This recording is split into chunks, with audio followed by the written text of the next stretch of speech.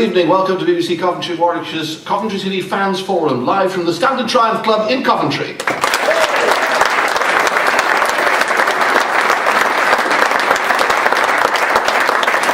And as you can tell, we have a room full of Coventry City supporters eager to ask questions of our two guests tonight. The first forum we had a few weeks ago was with Richard Shaw and the then manager Andy Thorne. Tonight we go off the pitch, as it were, and our guests are the Chief Executive of the football club, Tim Fisher, and the club's Development Director, Steve Waggott.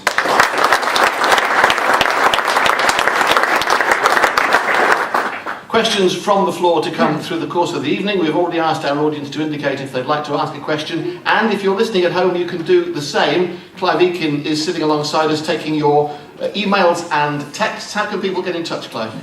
They can text 81333, starting your text CW, and you can also email cwsport@bbc.co.uk. And questions coming in via text and email, which we'll also put to Tim and Steve during the course of the evening. We've got a hand up in the middle of the room. We'll come to you in a second, so we've already got a first questioner down here. Before we go any further, let me just ask Tim Fisher the question that everybody wants to know, amongst many other things, I'm sure, but have you as yet appointed a new manager? As we speak and sit here now, no, we haven't appointed a new manager. The search goes on. We've had over 70 applications, a high quality field, and we are spending some very important time, meeting and interviewing, as I say, some very high quality candidates. Steve, you've been actively involved in this process as the Development Director. You've not just been signing players, but you've also been key to the search for the new manager. We know that you had over 60, we were told originally, applicants. It's now more than 70, I gather, is that right? Yeah, applications are still coming in as we speak, but its phone's gone silent for the next hour. And we had a really strong field. And I think the motivational point for me was the amount of candidates, the interest in the club, the view of we eventually reviewed it against the criteria we set, what we were looking for the next manager, and the 9 candidates who we interviewed, all very strong, all very complimentary of Coventry City Football Club, all seen it as a huge opportunity to get the club back to where it belongs, in a very impressive field. And as I came in, some people were saying Phil Brown's already been appointed. Last week I got a text saying, can we come to the 2 o'clock meeting when you appoint Chris Wilder from Oxford United? So I wish I had had an invite myself, because that wasn't the case. It's a very open process. When you part ways with a manager, it's a big decision in a football club. My opinion is that the football manager is the most important person in the club. Everything commercially runs around the manager. Everything community runs around the players and the managers, with the support of the backroom staff and the executives and the management people off the field. And winning is what drives people back to stadiums, and also what drives revenue into the club and success. So no knee-jerk reaction. I apologise because people keep asking me, will we have a manager in for the next game?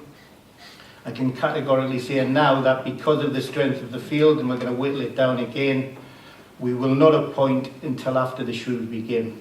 2 games back to back, coming very quick. Richard Shaw has been given the mandate to carry on, and that's where we're going to be in terms of timeline. So we're looking at this time next week?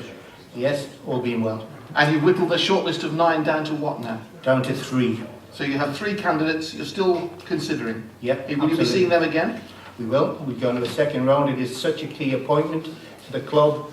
We've interrogated them thoroughly once. We will interview them again to make sure that when we appoint the right person for this juncture of the club where we are.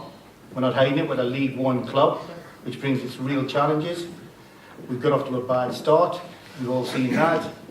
And also the juncture of the life and the cycle of the people who we're interviewing, really important. Are they going to come in? What do you mean by that, the juncture of the cycle of the life of the people you're Well, are they going to come in at a juncture of their footballing career where they're still motivated? Are they going to come in with a work ethic? Are they going to come in with a winning mentality?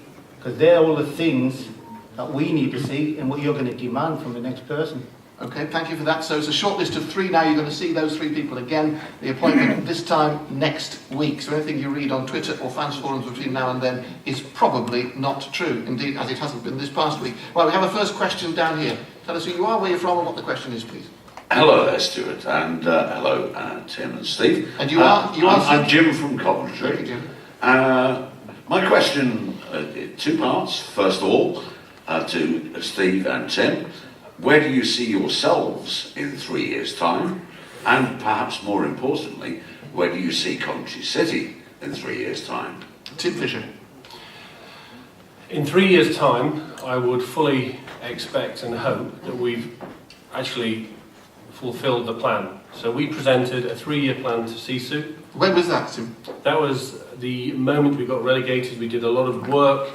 We looked at developing our ideas. We looked at developing the funding requirements. And that funding requirement is just not for this year. It's for the next 3 years. We need some longevity. In terms of my involvement, I've been asked to help deliver the plan. Certainly the first part of the plan, which is my task, and I'm relishing that. In terms of where the club will be, we are going to look to get promoted. We're going to look to become a community club.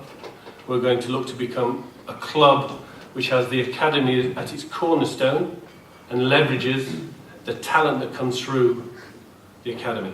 So can I just be clear with something that you said there? CISU are committed to funding the football club for the next 3 years. We presented a 3-year plan. That 3-year plan was interrogated, and that plan was signed off. By CISU? By CISU. Right, thank you. Gentleman in the middle over there. I'd just like to know why you would let a manager bring in 9 new players before the pre-season finishes, to then release after 3 games. Going forward, what does that give the new manager in terms of he's working with an existing squad? He cannot change the squad until January. And also, where does that leave the future managers' confidence in yourselves with Coventry City? Steve Waggott. Just really good question. Obviously, when we got relegated at the end of April against Southampton, there was an opinion taken by various people that was the time, relegation, that the manager goes. We went into a considered period of evaluation with Andy Thorne. I worked very closely with Andy since I arrived in December last year. His view was that the resources the summer before had been stripped away. He didn't really have what he would say, his own team. Very good scouting network that he had and had players in mind. And therefore, if we could bring in new players, adjust the squad, that he would feel we would get off to a really promising start. The criteria was, and it was always clear, that to set the goals in the milestones to get out of League One, which is all our aim for this year, is that you tend to work in blocks of 3 or 4, 2 points a game. And there was a huge discussion about we'll change the squad, we'll invest in ideas, but imperative, we will get off to a good start. Now, when teams get relegated, there is always a hangover. There's a bit of a trauma with the players. They've got to pick themselves up. Don't really want to be in League One with a championship mentality. So could we pull that together? Should we give Andy a chance? Should we go into the market, bring in new players? The answer to that was yes, yes and yes. But after 4 games, including Dagenham, where we got through the late penalty, it appeared to be that whatever Andy did with the players he had didn't change the culture of holding on to a lead. 3 games in the league, 1-0 up in Yeovil, 1-0 up against Sheffield United, 2-0 against Bury, playing well in. Hasn't changed since.